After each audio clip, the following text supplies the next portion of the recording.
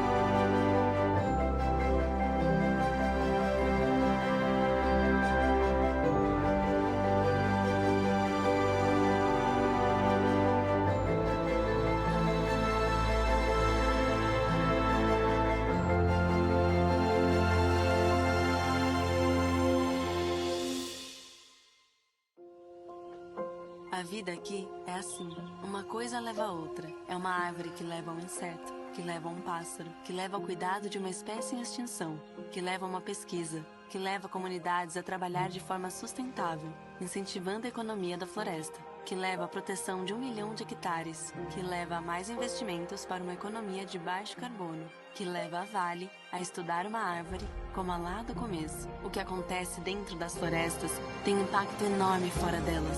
A Vale entende que o trabalho em conjunto com as pessoas na Amazônia e na Mata Atlântica pode transformar a vida de todos nós. Por isso, há mais de 40 anos, investe em projetos e negócios socioambientais, pesquisas e na conservação das nossas florestas.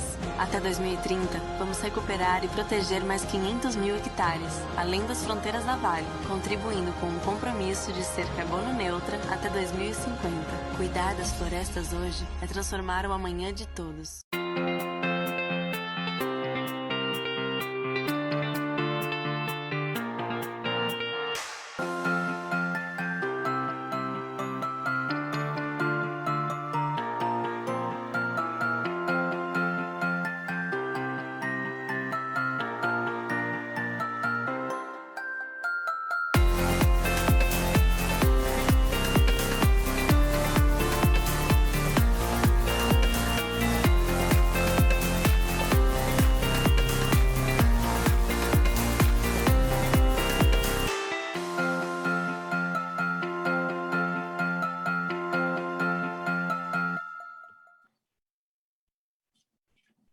Boa tarde a todos e a todas. Estamos agora com o painel acordo da Vale com o governo de Minas Gerais. Em primeiro lugar, gostaria de me apresentar. Meu nome é Luísa Barreto, secretária de Estado de Planejamento e Gestão do governo de Minas. E vou começar primeiro fazendo uma breve contextualização sobre esse acordo, que é o tema hoje do nosso painel. O acordo da Vale, que não só com o governo de Minas, né, na verdade, com as instituições de justiça, um acordo histórico do valor de mais de 37 bilhões de reais, que trará muitas melhorias para Brumadinho e para os outros 25 municípios atingidos pelo desastre em Brumadinho, além de trazer outras melhorias para o estado de Minas Gerais como um todo. É um acordo que é resultado de muito esforço conjunto do governo de Minas Gerais, do Ministério Público de Minas Gerais, da Defensoria Pública do Estado, do Ministério Público Federal e também do Tribunal de Justiça. E, óbvio, contando também com a cooperação da empresa Vale, que assinou conosco esse termo de reparação, que é, hoje, o maior termo de reparação da história da América Latina. Trata-se de um termo de reparação que é construído em bases inovadoras, bases diferentes, que permitirá uma reparação muito mais rápida e efetiva do que quando comparamos, por exemplo, com o desastre ocorrido no Rio Doce, e especificamente na cidade de Mariana. Este acordo, ele prevê ações diretamente executadas pela empresa Vale nesses 26 municípios que foram atingidos, além de ações a serem executadas pelo governo de Minas Gerais em todo o estado, em decorrência dos danos econômicos difusos que foram ocasionados por esse desastre.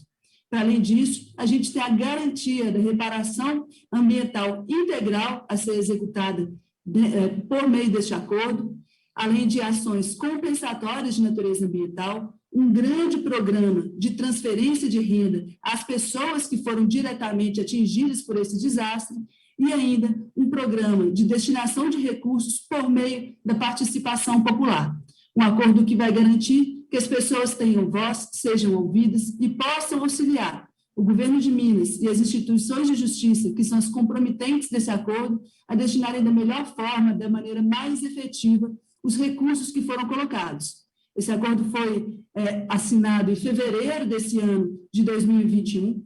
Nós já temos ações iniciais sendo executadas no que chamamos de pacote de respostas rápidas, que serão destinadas em especial para os 26 municípios atingidos pelo acordo, e outras ações que seguirão a partir do processo legislativo de aprovação de recursos na Assembleia Legislativa e também do processo de escuta às pessoas e aos municípios que foram atingidos. Para falar mais sobre esse acordo histórico, eu gostaria de apresentar quem vai compartilhar esse painel aqui comigo. Temos o Marcelo Klein, diretor de Reparação e Desenvolvimento da Vale, e o Dr. Leonardo Castro Maia, coordenador estadual das Promotorias de Justiça de Habitação e Urbanismo de Minas Gerais. Para iniciar a sua fala, eu gostaria de chamar, por favor, o Dr. Leonardo Castro Maia.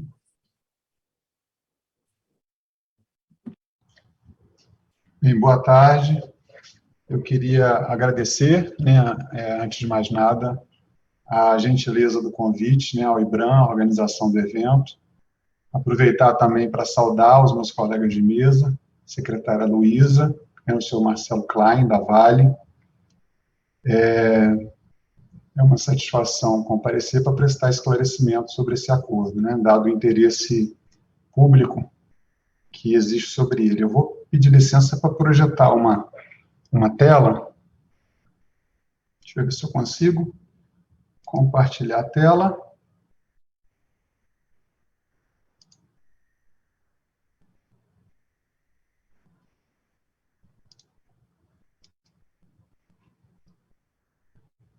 Vocês estão visualizando?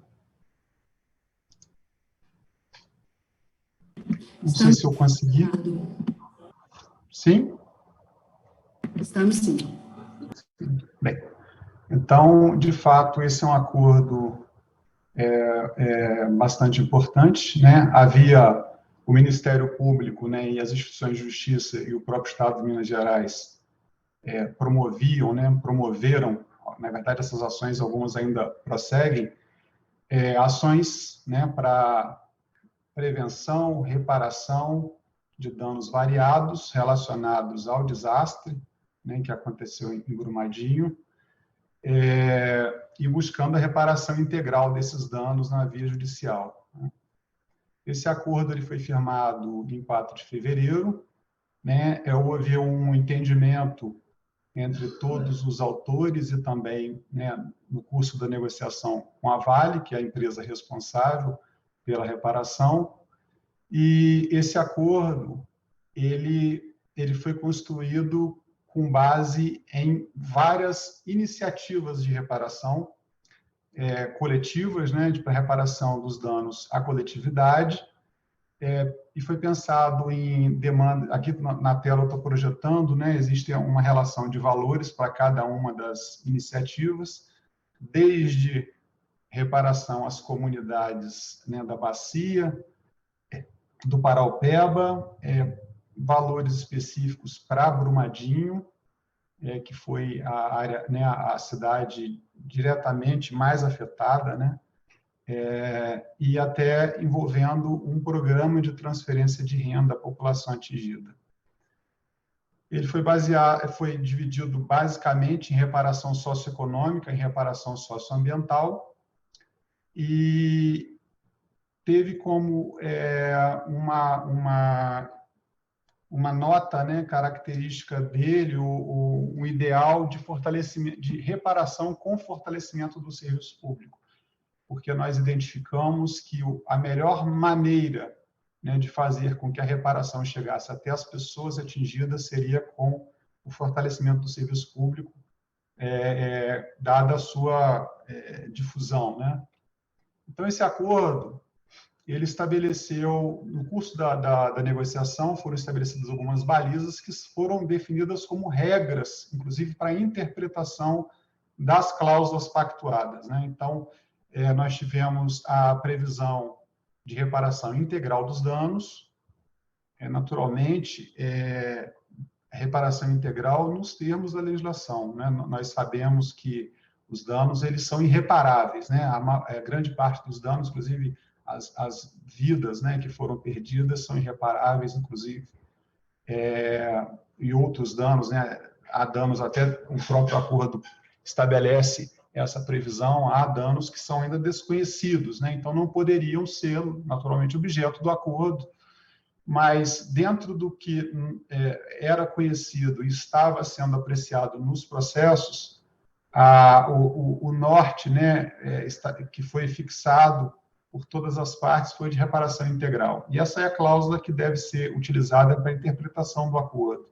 Segurança jurídica, todos os participantes almejavam essa segurança, e então a participação das instituições de justiça e a homologação judicial, elas se dão nesse contexto, né, de buscar segurança, né, para todos que estão firmando, simplificação e celeridade.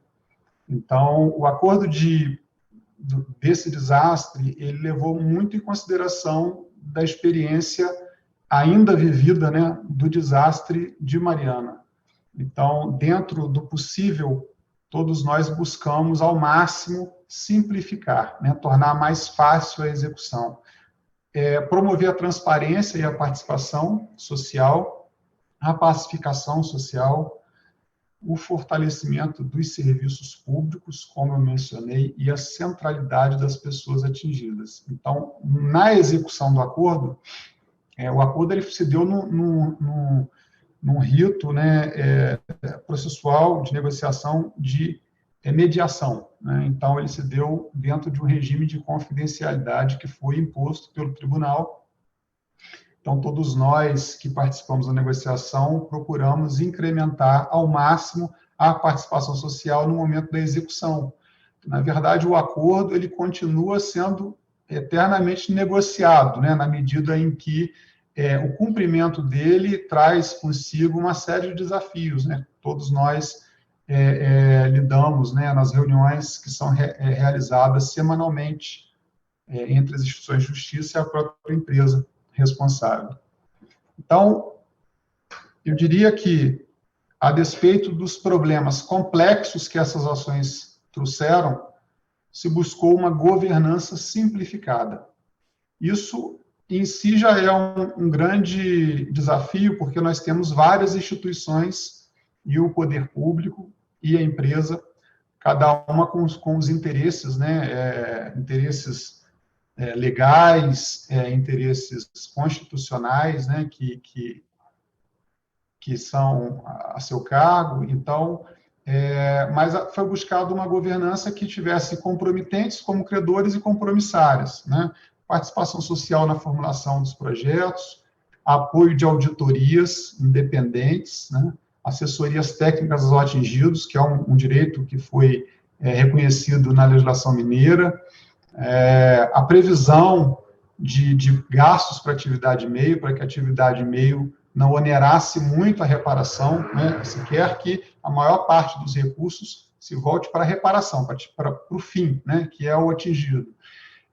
Os recursos destinados ao poder público, assegurado o regime, né, de fiscalização, submissão à Assembleia Legislativa, Tribunal de Contas, Controladoria, assim por diante. E os direitos individuais, eles ficaram de fora do acordo, né? Então, o acordo não prejudica os direitos individuais.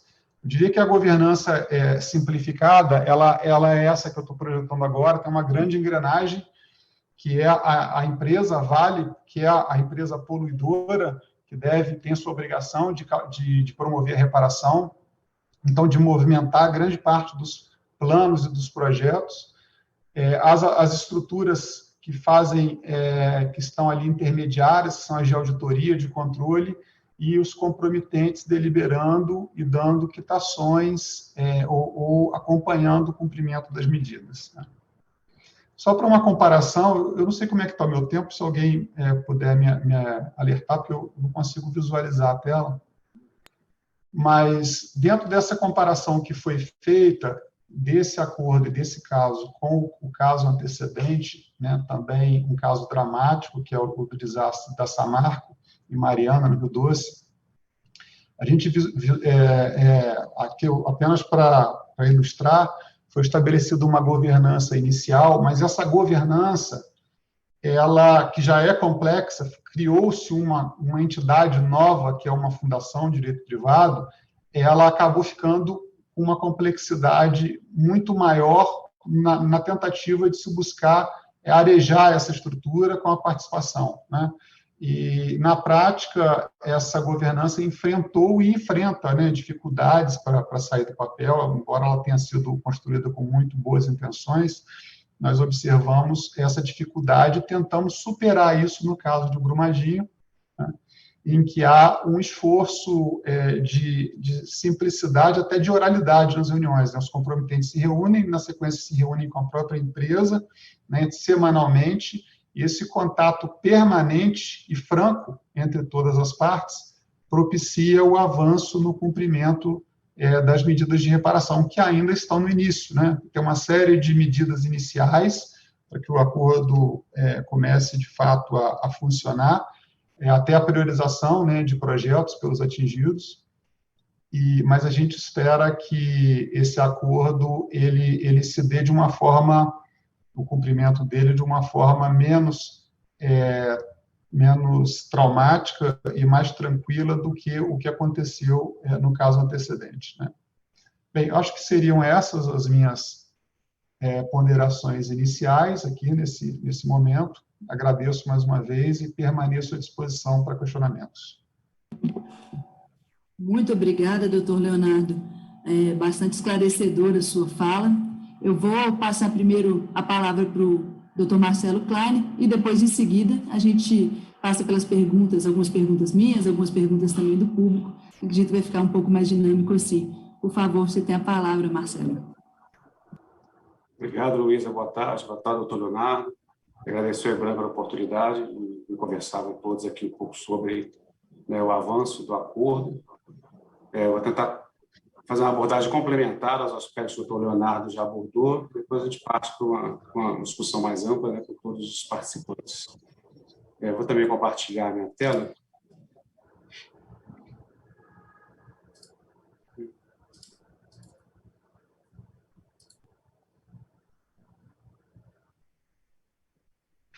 Estão vendo? Não, né? Estamos sim, Marcelo. Sim? Sim, estamos vendo.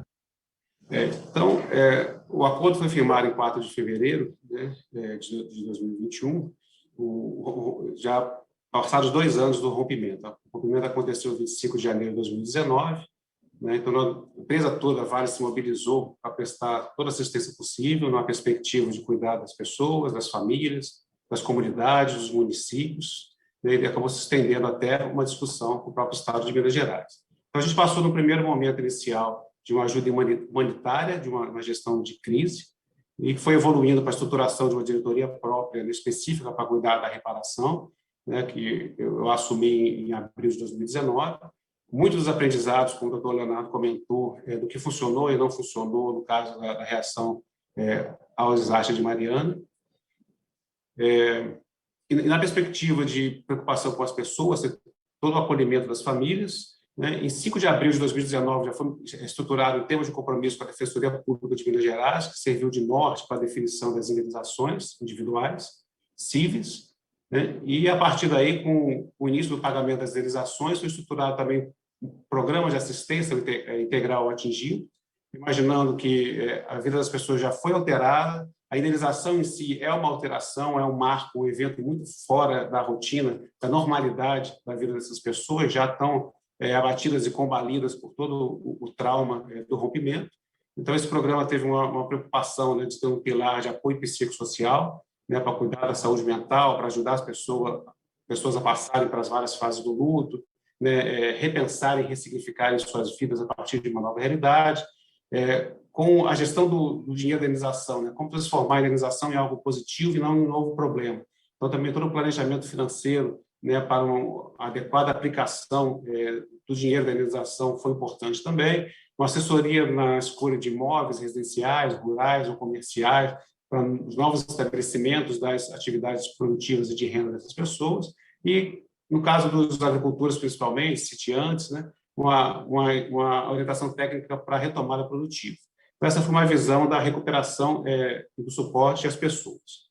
Do ponto de vista ambiental, houve uma preocupação em garantir que o material, né, os sedimentos vazados da barragem não continuassem contaminando o rio Paraopeba.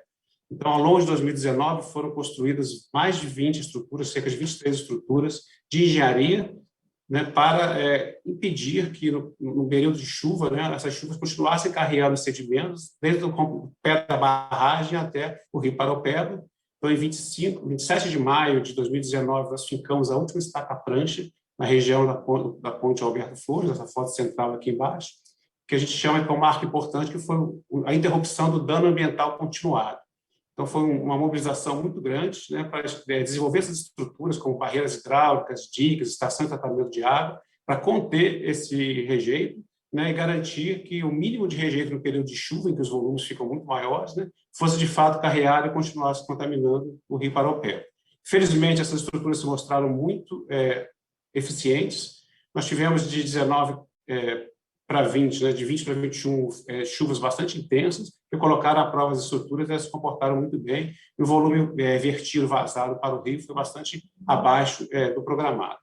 E começamos também a instalar essa estação de tratamento de água fluvial para fazer a captura da água do Ribeirão Ferro Carvão, fazer toda a remoção dos resíduos sólidos e devolvê-los com a turbidez adequada. Então, uma preocupação muito grande para iniciar, né, o estancamento dos danos ambientais na zona quente e as suas conexões com o rio, que aí o problema se avoluma pelo traçado do rio Paraopeba. Em paralelo com as comunidades, começou a ser discutido contrapartidas sociais, né, quais eram as principais demandas das comunidades atingidas, principalmente de Córrego do Feijão, Parque das Cachoeiras, Pires, né, a zona quente de Brumadinho e também Mário Campos. Então, naturalmente, como é a expectativa, as grandes demandas estão em torno de saúde e educação, saúde tanto física quanto mental. Então, houve uma preferência, né, por investimentos em unidades de saúde e creches.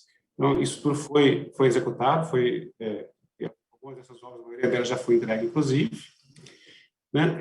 A parte de meio ambiente, o meio físico, por exemplo, tem uma série de ações que estão em andamento, a necessidade de monitorar a qualidade da água ao longo dos 300 quilômetros afetados do rio, né? Todo o estudo de sedimentos, da hidrologia, a caracterização do rejeito, né? Tudo isso foi estabelecido em termos de ajustamento de conduta com o Ministério Público de Minas, né? Auditados independentemente também. Então, assim, anteriormente ao acordo, independente de ter segurança de acordo ia acontecer ou não, essas ações precisavam ser executadas e foram executadas, né, com a vigilância, o crivo técnico e a avaliação independente dos órgãos de justiça, como o Ministério Público, por exemplo. Do ponto de vista biótico também, né, o resgate dos animais, tanto doméstico como silvestre, a tutela, né, nós tivemos que estruturar fazendas para abrigar os animais, hospital veterinário, né, então, todas as frentes ambientais, né, em que houve dano, né, foram estruturados recursos para garantir a minimização desses danos. Então, na linha do tempo, essas coisas foram se desenvolvendo ao longo de 2019, 2020, né, e eu diria que a discussão do acordo começou em final de 2019, com todo o trabalho do Comitê Pro-Brumadinho, de fazer articulação com as prefeituras, com as secretarias técnicas do Estado de Minas, para avaliar quais seriam as principais demandas, e as demandas, naturalmente, dizem respeito a pilares da boa gestão pública, né? Questões de saúde, questões de assistência social, questões de infraestrutura, questões de turismo, cultura. Então, de fato, foi se compondo um conjunto de projetos em articulações com as secretarias estaduais e as municipais, para garantir uma primeira percepção de que forma essa reparação deveria ser conduzida e, de fato, os recursos serem aplicados naquilo que seria percebido como valor para os atingidos. Então, chegou um momento em que a expectativa da Vale era que a gente conseguisse, de fato, construir um acordo judicial, entendendo que esse era o caminho mais célebre, né, que disputas judiciais poderiam se estender por muitos anos, né, e nossas premissas, né, dentro da nossa concepção, que era importante que esse acordo tivesse, né, que, de fato, garantisse a reparação integral das comunidades atingidas, né, toda a parte de pagamento de indenizações, tanto individuais, cíveis como trabalhistas, né, foram objetos de acordos específicos, não entraram em nenhuma linha, em nenhum escopo deste acordo judicial estabelecido. Era importante, tecnicamente, garantir os escopos e conteúdos de reparação e compensação socioambiental e socioeconômica, por outro lado, comentou, são dois pilares, dois conjuntos, temas, né, que têm detalhamentos técnicos bastante específicos. A participação popular, isso de fato foi um dilema, né? Você faz a participação durante todo o processo ou você garante uma participação ampla a partir das premissas estabelecidas, levando em conta que as instituições de justiça eram comprometentes, né? Eram participantes do acordo, né? Entendemos a participação popular através da legitimidade da Defensoria Pública, do Ministério Público Estadual e Federal, tem toda a sensibilidade e contato permanente com as comunidades atingidas. O acordo deveria validar todos os compromissos previamente assumidos, como eu comentei, né, foram mais de 25 termos, né, que estão, na verdade, em execução, e era importante também que a gente, através do acordo, tivesse uma definição mais clara sobre a expectativa de prazo de execução de todas as medidas reparatórias e compensatórias. Então, em 4 de fevereiro, depois de muitas discussões, muitas idas e vindas, em momentos de mais esperança de que o acordo saísse, em momentos em que as divergências pareciam intransponíveis, né? Então, foi para todos nós que participamos desse processo todo, foi um grande aprendizado, né? Sempre com muito respeito, né?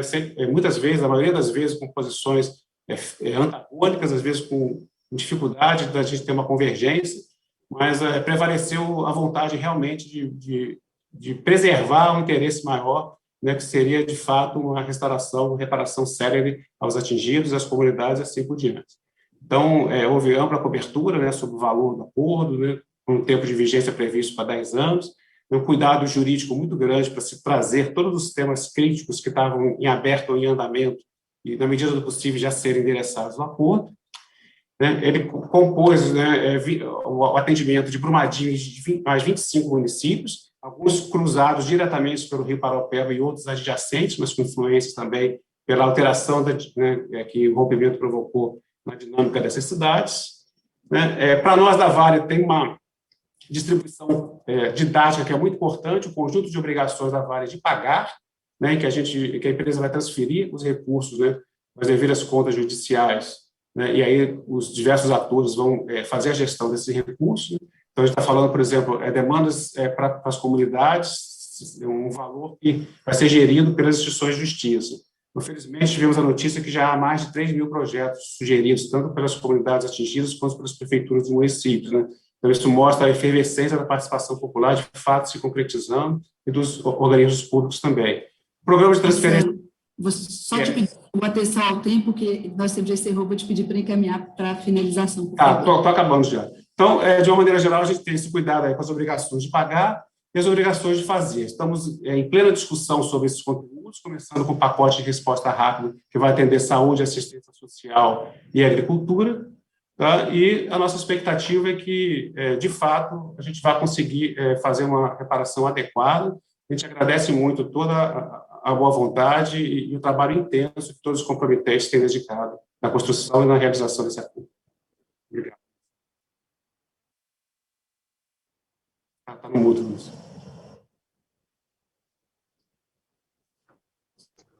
Secretária, o seu microfone está no mudo. Me desculpem. Muito obrigada, Marcelo.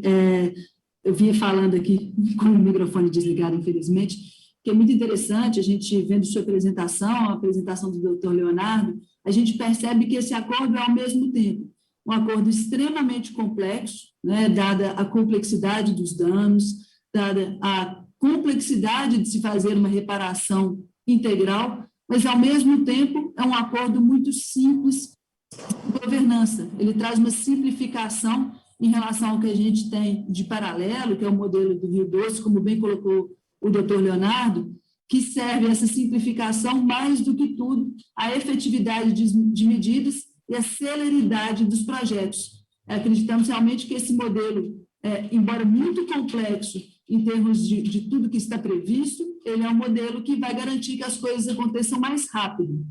E aí eu queria primeiro fazer uma pergunta ao doutor Leonardo, porque quando a gente fala de toda essa complexidade, algo que as pessoas ficam curiosas de saber como todo esse recurso, toda essa complexidade vai ser fiscalizada. Como nós vamos garantir que esse acordo seja executado, ele seja executado conforme o planejamento, da forma devida, e que as ações saiam do papel e gerem os benefícios que são esperados. Bem, obrigado, né, pela pergunta, realmente muito interessante, é uma preocupação geral, né, o senhor Marcelo Klein aqui também uma testemunha, né, dessa nossa preocupação comum, e, lógico, o poder público, a empresa, né, tampouco foram concebidas para lidar com um desastre dessa magnitude. Então, a ideia do acordo, primeiro, é a simplicidade no contato permanente. O contato permanente, ele promove entre nós uma série de outros pequenos acordos, digamos assim, no dia a dia, né, para o cumprimento, tudo é muito discutido, e a metodologia, né, que foi utilizada para propiciar um acompanhamento adequado foi de compreendermos todos que o recurso que ingressa no caixa público, né, que vai para as contas públicas, ele vai ter que seguir tudo aquilo que a legislação já estabelece, tem um rito, né, para começar, hoje tramita, né, na Assembleia Legislativa um projeto de lei, por exemplo, para tratar de recursos que vão ser utilizados, né, ou vão ser gastos ou empregados pelo próprio Estado de Minas Gerais. E todos os controles típicos das contas públicas vão incidir sobre esse recurso, além da quitação, né, que os comprometentes vão, do acompanhamento que os comprometentes terão, por meio das auditorias independentes. Essas auditorias independentes, elas foram selecionadas dentro de um processo, digamos, uma certa competição, né, uma seleção, e são empresas renomadas e que têm o compromisso perante todos os comprometentes de trabalhar com plena independência técnica, né? Mas, além disso, após a oitiva dessas auditorias e os pareceres, existe o mecanismo do poder público, do que nós chamamos poder de polícia administrativo, né? Então, o que for necessário, autorização ou controle ou exame pelo poder público, vamos imaginar a questão no âmbito do meio ambiente, nós temos o sistema do meio ambiente, o SISEMA. Então, o SISEMA vai fazer análise. Vamos pensar na questão da saúde. Então, nós temos o sistema de saúde, né? E temos a Secretaria de Estado da Saúde, por exemplo, que mantém as suas atribuições, suas competências legais, né, regulamentares, para proceder também de forma independente, né, mas apreciando o parecer que foi feito pela auditoria. E há também uma perspectiva de auditoria financeira. para algumas questões do acordo, né, que então, a auditoria financeira é uma auditoria que confere, audita os gastos, né, os pagamentos e assim por diante. E os comprometentes, que são as entidades que tomaram o compromisso, instituições de justiça e Estado, eles são os que dão quitação das obrigações, né? Parece que são uma série de etapas, mas, na verdade, de certa forma, isso é concentrado, né? A auditoria faz e isso vai para os comprometentes para que eles deem a quitação. E não vamos nos esquecer das assessorias técnicas, né? As assessorias técnicas também estão previstas no acordo e elas assistem o atingido, a pessoa, né? Então, se há dúvidas, se há necessidade, elas estabelecem um contato também entre o atingido e esse mecanismo de reparação, né? Ali nas assessorias nós temos profissionais de diversas áreas, conforme as demandas, na medida que o acordo vai sendo cumprido, e essas assessorias, elas promovem essa participação social, né? Mas o atingido, naturalmente, não precisa da assessoria se ele não quiser, ele tem acesso às informações. Então, essa é uma outra preocupação também. O acordo prevê uma espécie de portal de transparência, né? Que hoje nós temos um portal do Comitê Pro Brumadinho, provavelmente esse portal vai ser incrementado para ser esse portal de transparência, ou não. Essa é uma questão que ainda está sendo discutida para a implementação, mas nós teremos um portal de transparência de tudo que vem sendo prestado e desenvolvido no âmbito do acordo, de modo que qualquer cidadão, qualquer pessoa possa acompanhar as informações do cumprimento do acordo. Muito obrigada, doutor Leonardo. A gente percebe realmente que esses mecanismos de participação, eles têm sido bastante efetivos, até o Marcelo citou isso, porque nós já temos, hoje, mais de 3.000 propostas apresentadas pelas prefeituras, pelas pessoas atingidas ou por entidades que atuam, né, nos 26 municípios, propostas para esse acordo, propostas para que o acordo seja, que ele reflita cada vez mais o que as pessoas entendem que é necessário que seja feito, para que o acordo realmente garanta que as pessoas sejam ouvidas e, mais do que isso, que as ações efetivamente executadas sejam convergentes com os desejos e com as necessidades das pessoas e dos municípios que foram atingidos. E quando a gente fala, né, dessas mais de 3.000 propostas, a gente está falando dos anexos do acordo, que dizem respeito à obrigação de fazer da Vale, como bem explicou o Marcelo. E a gente sabe, né, não vai ser um processo simples, o de depuração de todas essas 3.000 propostas, mas há da parte de todos nós, eu falo pelo governo de Minas, mas tenho certeza que o doutor Leonardo concorda também, muita urgência em ver as ações saindo do papel, e em especial aquelas que se dedicam a Brumadinho e aos demais 25 municípios, e até por isso temos um pacote de respostas rápidas, que são projetos que esperamos que sejam feitos em muito pouco tempo, para garantir que essas melhorias comecem a acontecer desde já. Eu queria te pedir, Marcelo, por favor, para falar um pouco sobre a atuação da Vale neste momento, para mostrar às pessoas as ações que têm sido feitas e o que elas podem esperar dentro das obrigações de fazer em termos de execução de projetos para os próximos meses. Obrigado, Luísa. De fato, essa é uma grande preocupação, a gente conseguir levar a informação qualificada para os atingidos, né? Tendo em conta que o rompimento foi algo muito grave, né? A nossa moldura toda é uma moldura de muita dor, muito sofrimento, né? Então, a gente conseguir manter a serenidade, né? Fazer essa convergência, né? E ser pragmático e, de fato, reunir esses recursos todos para aplicar na ponta e as pessoas conseguirem perceber uma melhora nas suas vidas é muito relevante. Então, a gente entende que as cidades imediatamente no entorno do rompimento, né, tiveram atendimento já imediato anterior ao acordo, e o acordo agora vai permitir a extensão disso para toda a bacia do Paranapiacaba, para os outros 25 municípios. Então, de fato, para melhorar essa percepção, já se passaram quase 130 dias desde o fechamento do acordo, né? E a gente tem trabalhado muito, né? Todas as partes têm trabalhado muito desde então. O trabalho não aparece tão visível para todos, porque é um trabalho muito de planejamento, detalhamento, para que se tenha uma boa execução.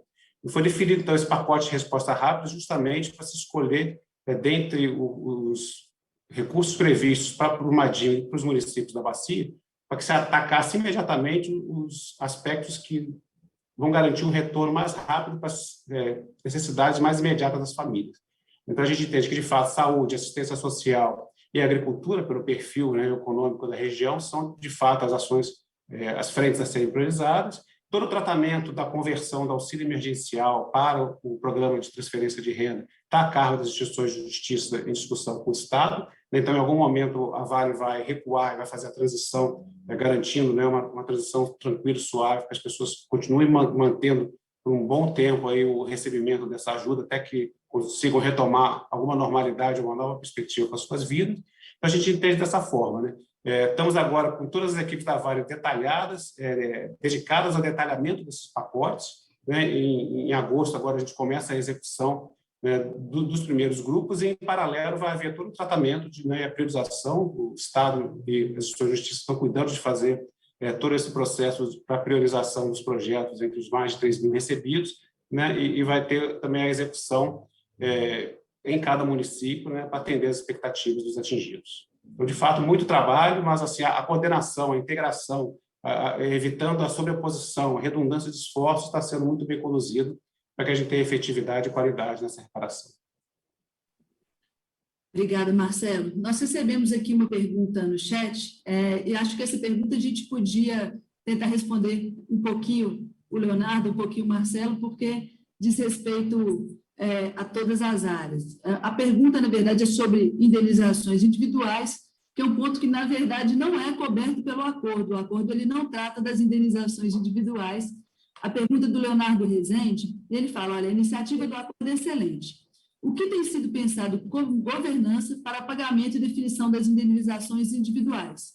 Adotar um modelo de processo indenizatório simplificado, utilizado pelo juízo da 12ª Vara Federal de Minas Gerais?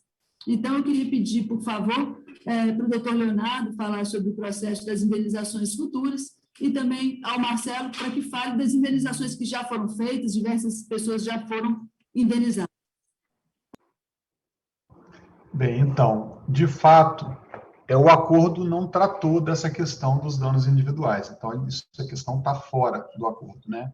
Nesse ponto, as ações, elas continuam, né? No que diz respeito aos danos individuais, ainda pode haver até outros acordos entre as partes, né? Mas pode haver ali também julgamento judicial, e aí você tem duas possibilidades, que são as decisões dadas com um viés coletivo, né? Embora pensando no individual, o que nós chamamos de individual homogêneo, que são direitos individuais, mas que são contemplados ou considerados dentro de uma perspectiva coletiva. E há a possibilidade também de cada indivíduo que se sentir prejudicado demandar individualmente, né, ajuizando a ação, e isso foi feito, né, e também acordos foram feitos para endereçar, para resolver essas questões individualmente entre a empresa e pessoas que foram atingidas. Então, nesse ponto, o acordo, eu acho que de forma muito acertada, ele acabou não entrando, até acho que foi uma solução interessante para todos, porque assim não misturamos as coisas, né? Mas existe um termo de compromisso, que foi até referido, né, pelo senhor Marcelo Klein, que foi firmado pelos colegas da Defensoria Pública. Então, existe uma possibilidade também de solução extrajudicial via cumprimento desse termo de compromisso, em que os atingidos podem recorrer a um mecanismo de solução valendo-se desse acordo e do que ali foi estabelecido. Então, ali tem vários danos, né, que foram identificados, que estariam dentro dessa ordem de danos individuais homogêneos, estão contemplados nesse acordo, é uma possibilidade. Mas o importante é que isso é uma opção do indivíduo, né? É uma opção da pessoa.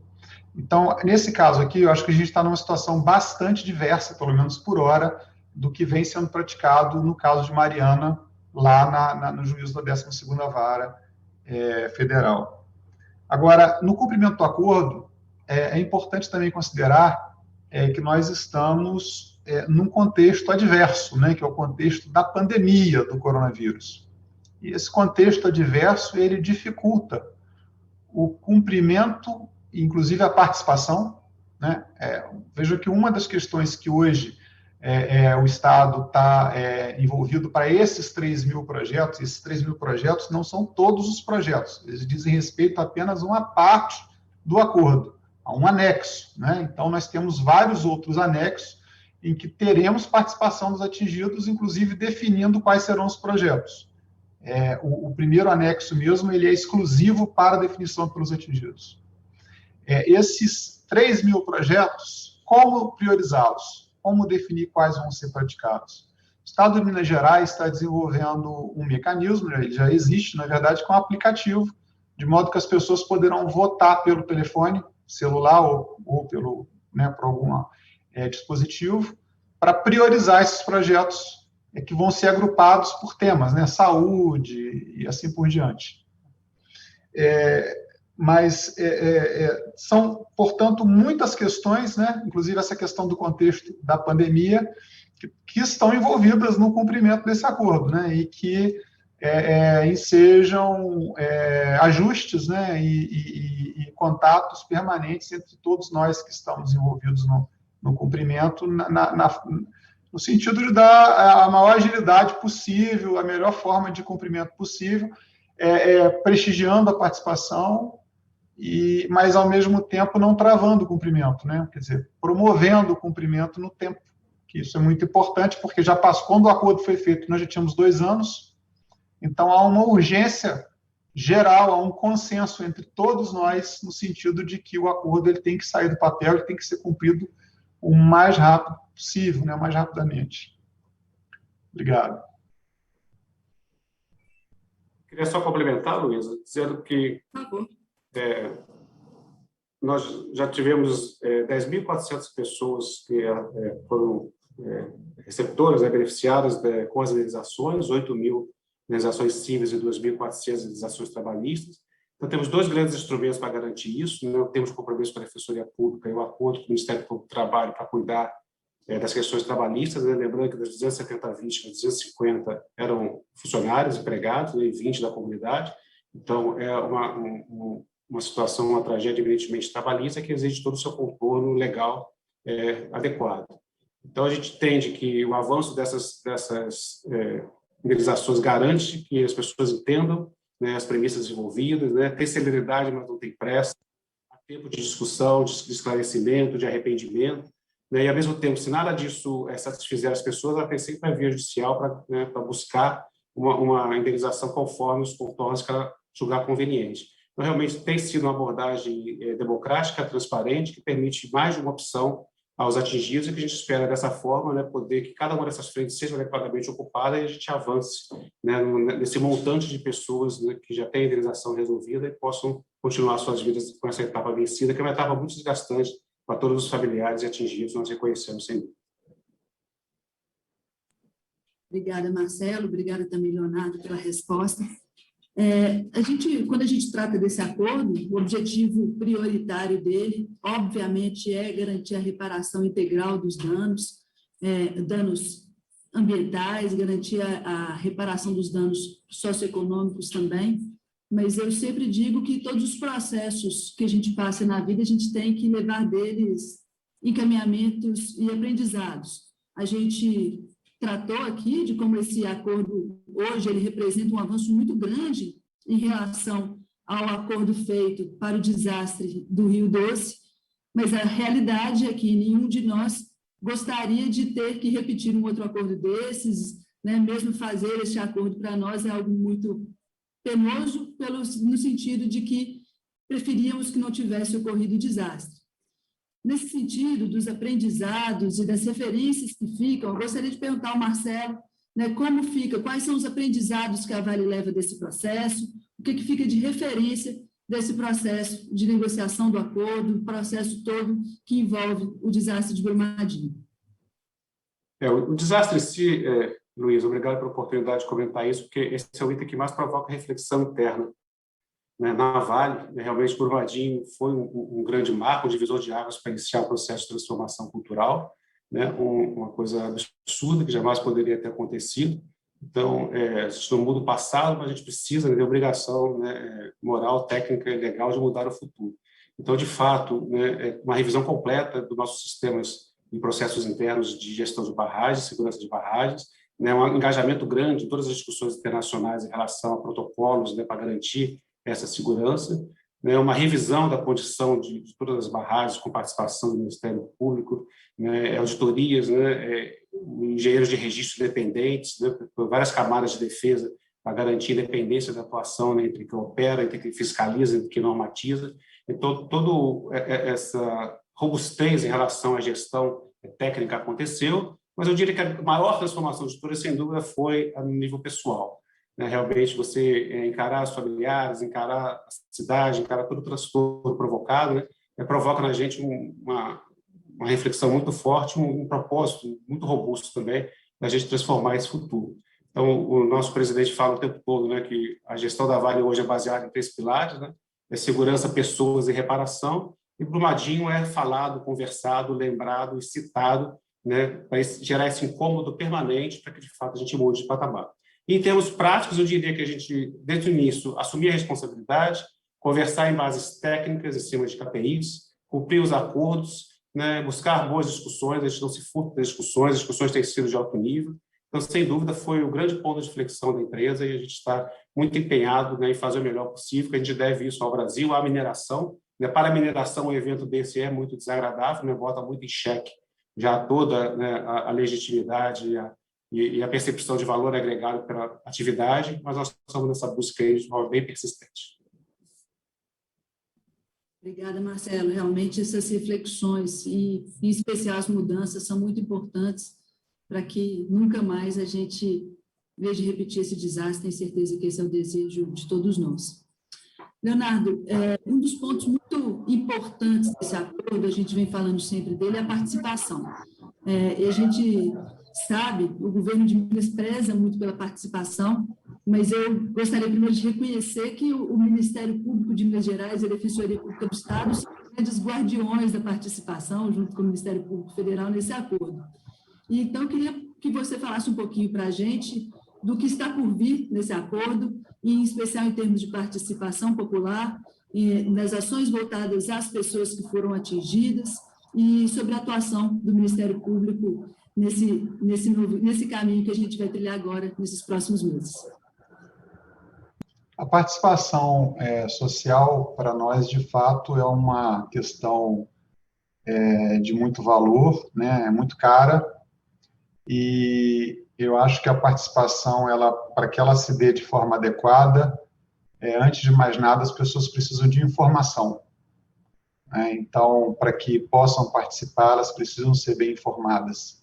É lógico que a gente vive um momento, como eu disse, conturbado, né? Até dificulta, né, o contato, embora, por outro lado, a difusão da tecnologia propicie mecanismos de informação também, né? Agora, nesse momento do acordo, há uma grande preocupação em fazer com que as pessoas possam ser incluídas no processo de discussão, né, de priorização, de informação, né, e de deliberação até, eu diria, embora as quitações são dadas, né, pela proposta do acordo, pelas partes que faziam, que estavam ali nas ações que foram ajuizadas, mas há uma grande preocupação nesse sentido, né?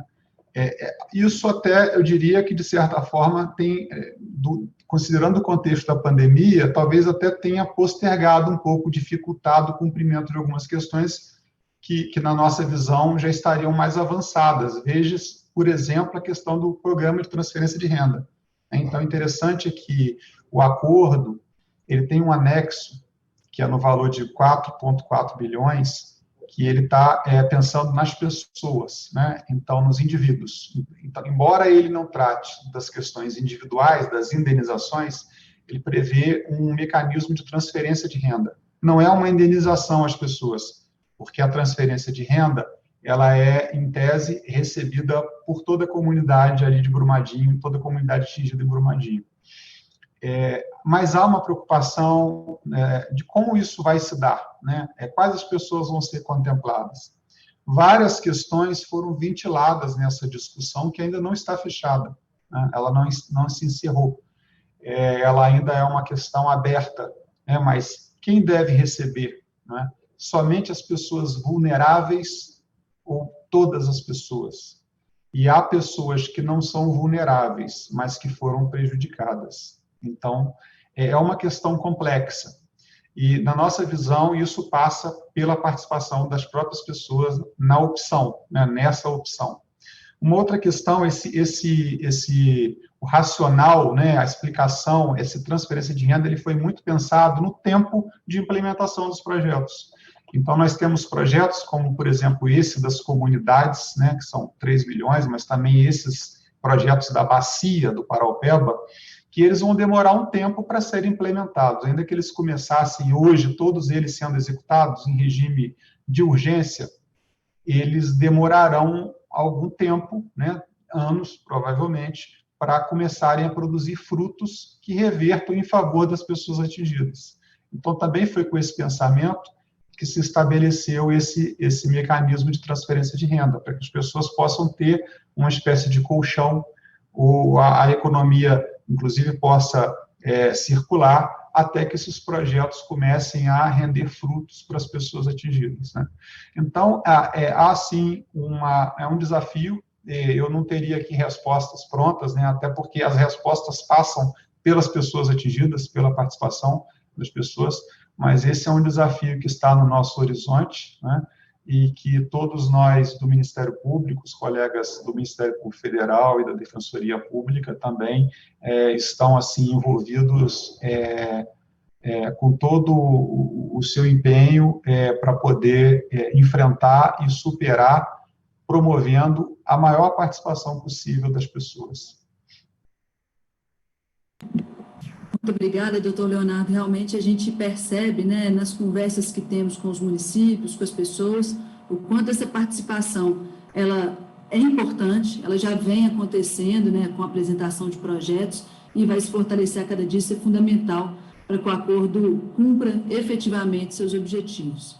Bom, a gente está chegando ao final do nosso painel. Eu gostaria de agradecer imensamente ao doutor Leonardo, ao Marcelo Klein, meus companheiros aqui de mesa.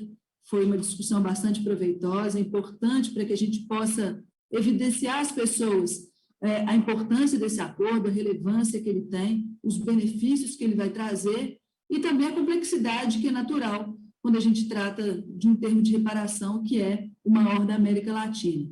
Foi uma discussão interessante, espero que a gente tenha conseguido transmitir às pessoas um pouco de todo esse trabalho que tem sido feito, um trabalho muito intenso. Tenho certeza que todos os comprometentes, a Vale, trabalham dia e noite para a execução desse acordo. Para a gente é algo muito importante. E queria, então, mais uma vez, agradecer a vocês dois, agradecer também a todos que nos acompanharam, agradecer ao IBRAM pela realização do evento e pelo convite para que a gente pudesse expor um pouquinho sobre algo tão relevante para todos os mineiros. Muito obrigada.